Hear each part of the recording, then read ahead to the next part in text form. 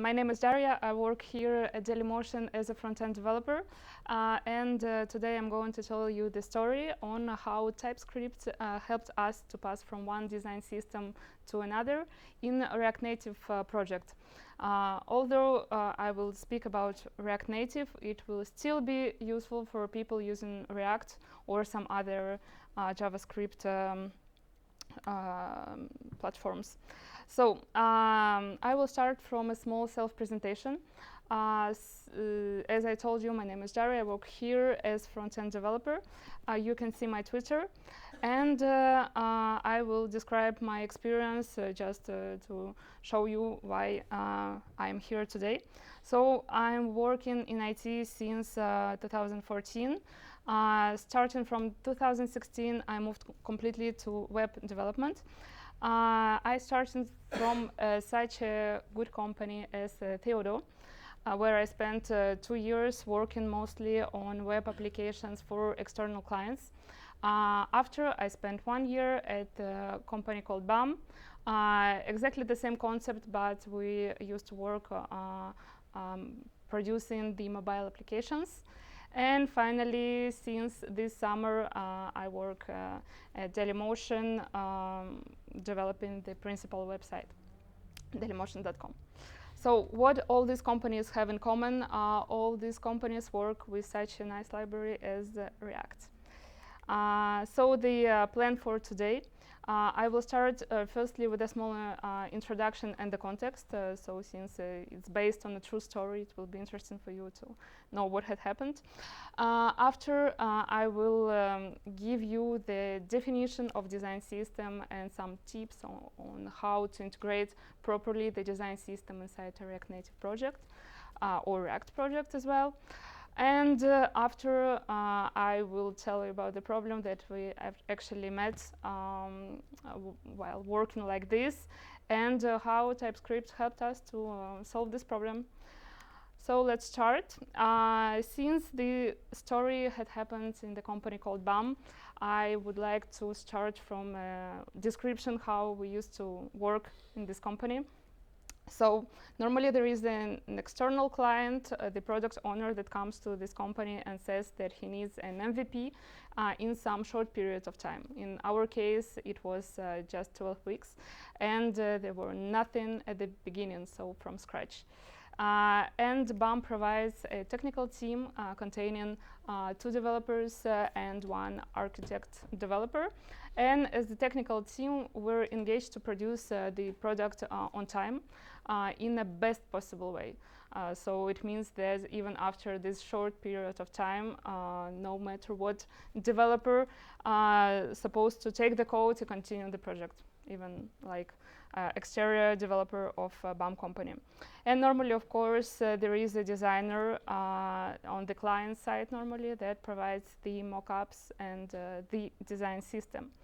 So after the development cycle starts, so for us it was 12 weeks working on a weekly basis on agile with such tools as Jira and InVision. So so at the beginning we had the mockups and the design system. Product owner created the backlog, and in return we've done the React Native application, and we worked like this for 12 weeks, so 12 sprints. Our React Native application passed by the design review by designers. So he updated the tickets, and product owner updated the backlog. So I don't know if you're really familiar with the concept of the design system, so I will start firstly from describing what is this and how we can actually put it to the React Native project or React project properly, based on our experience, of course. So what a design system? If I should explain it in a very simple way, the design system is a visual language of the product. What do I mean by this? This is the set of logos, fonts, colors, general voice of the application, icons, forms, buttons, space, and so on, that exist inside the product, and actually what define the product, and what the designer actually uses while creating the mock-up apps. So normally it looks like this. It's a document made in some some vectorial software by designer, containing all these elements like colors, fonts, buttons, inputs, and so on. So as a team that starts the project from scratch, what can we do to integrate the design system properly? There is a really nice quote from the book React Native in Action, and it showed there. It takes talent to build mobile applications, but it takes style to make them great. And they suggest two ways to do this. Either you put your style inside the file of your component, or you put it in a separate file, styles.js, and you export it and use it inside your component file. So, as you could probably guess, it will lead to numerous code duplication inside the project. Why? Because we'll use exactly the same elements everywhere, but with some different properties from time to time. So different alignment or different color, but mostly those are exactly the same elements. So another important quote I want to tell you is taken from the Atomic Design website. They told, I think it's Brett Frost who told, that sites are system and not pages, and the sooner we stop counting them as pages, the better. So what does it mean? It means actually that there is a visual language of the product, and all the components are actually linked together by this language. So as the developers, we're supposed to put properly this language somewhere inside the project, so it will be reused everywhere else inside the components. So what we have done, with all the experience of BAM company, we decided to implement this structure. We put a theme folder inside the sources. Inside this theme folder, we had the files for everything that exists in terms of UI properties of the product, like colors, fonts, margins, shadows, and so on. I will tell you later what is inside every file. We create as well index.js, where we export all these objects. And the usage is pretty simple. We import theme from sources theme, and we use it by property. So theme.fonts.title, or theme.colors.primary, and so on. So what we've learned is that it's better to keep all the style guide elements together, and it will make your code cleaner and more understandable for the developers. So as for colors integration, imagine we have a set of colors given by the designer. How can we integrate this inside the project? So what we've done, we created an object called based colors, where we put, as you can see, all the colors used by designer. And after, we created another object, colors, with the properties like background, disable, error message. As you can see, there is no colors in these properties names, but as values there are. So why we've done it like this? Because we decided that if we use colors by its purpose everywhere in the project, it would be better. Because if designer one day comes and changes the color, the primary color from blue to green, you don't need to go in every file and replace it to green. So what we've done about colors, don't use colors in names, but use its purposes inside the object. As for fonts integration, normally fonts are some configurations containing font weight, size, font family, and so on. So what we've done, we created the objects for all this stuff. We created the objects for font width, font families, and after we created as well the object containing all the font configurations. And as you can see, the names of properties as well, it's like font purposes inside the project. So we had like amount, button, paragraph, title, and so on. So name fonts configurations by its purpose, and this is it. Another tip from BAM company is on spacings. So normally margins and paddings inside the project, they come as some multiple of some number. So for example, 8, 16, 24, it's some rule that designers follow. And we can have an additional margin. In this case, we have like 10 pixels. So what we've done, we actually limited the units, the margin units. So we had just a card unit and default one of 8, and we used it by the product of some coefficient and actually the margin unit. So another tip I can give to you is to limit margin units.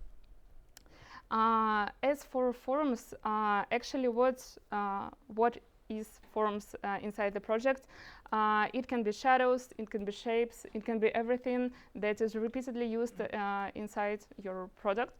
So just put it like in a separate file, as we've done. So we created some object for shadows, and the usage is pretty simple. As you can see, we just import it and use by .shadows.card. So if you notice that there are some forms that are repeatedly used inside your project, just use forms. And the last tip that we can give to you is called no magic numbers. What do I mean by this? Imagine you inside some components, you need to use some numbers like for logo height, logo width, and so on. So if a new developer comes to the project, he can probably ask why all these numbers, and sometimes it's really not clear. So instead of putting the comments, we suggest you to create the constants that you can use, and you can use constants to define some other constants.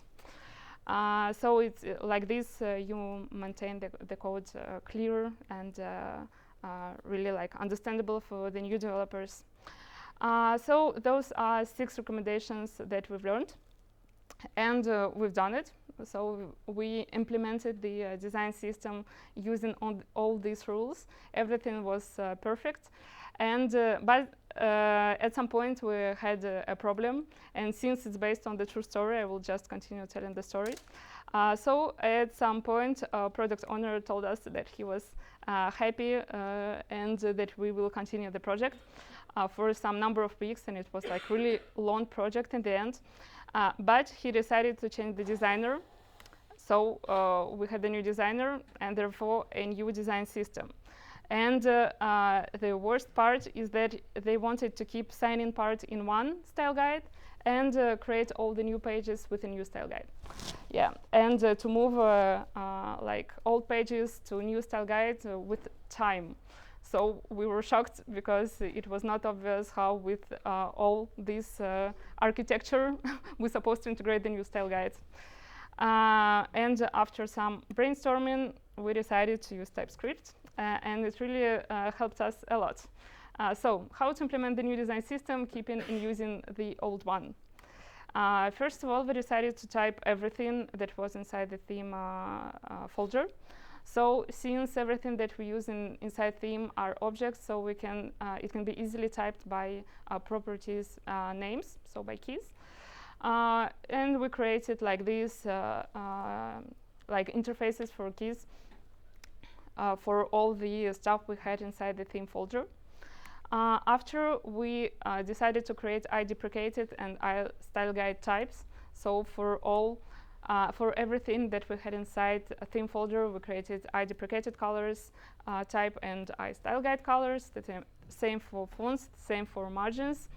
And in the end, so we created 2 different objects inside every file, and we export both objects, of course. So we had like deprecated font key, iFont key, and then so we had the objects of this type, and in the end we exported both objects, like deprecated fonts and fonts. And after every time we worked on a component, for example, here as a developer, I work on a component and I want to replace amount font with some new font called medium text, so I replace it. After I go to deprecated font key, I remove it from there. I go to deprecated fonts and I remove it from there as well. And by launching Yarn TSC, you can see the whole visibility on what is left inside your code for this font or for this color or whatever. So it means that if everything's perfect, you can remove it completely, and like this, your deprecated objects will become smaller and smaller till they disappear completely.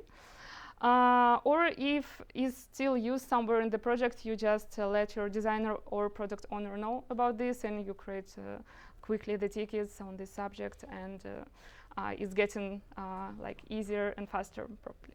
So remove one by one the properties from deprecated objects and from deprecated types, and TypeScript will do the rest for you. So let's repeat all the steps.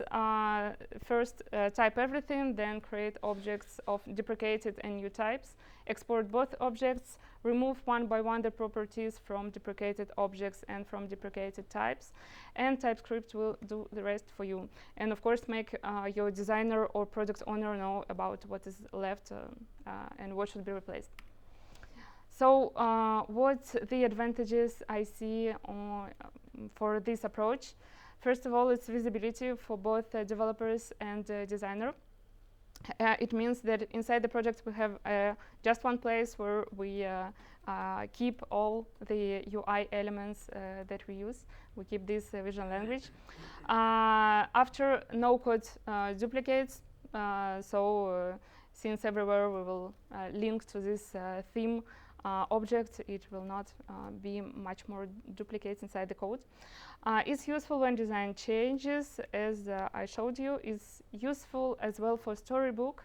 I don't know if you are familiar with this concept. It's a book of components, and like with this organization, it's really useful, and it's easy and intuitive for developers for sure.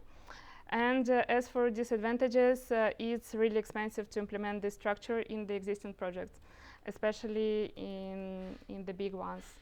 And it's compatible just with React Native and React with CSS and JS projects, and not for classic React projects. But you can still create the global variables and use it inside your CSS or SCSS files, but it's not the same, unfortunately. It requires all team members training, so all developers should be aware of this, how to use it. And of course, it requires some creativity to name theme properties, since you don't need to use the same names for deprecated objects and for new style guide objects.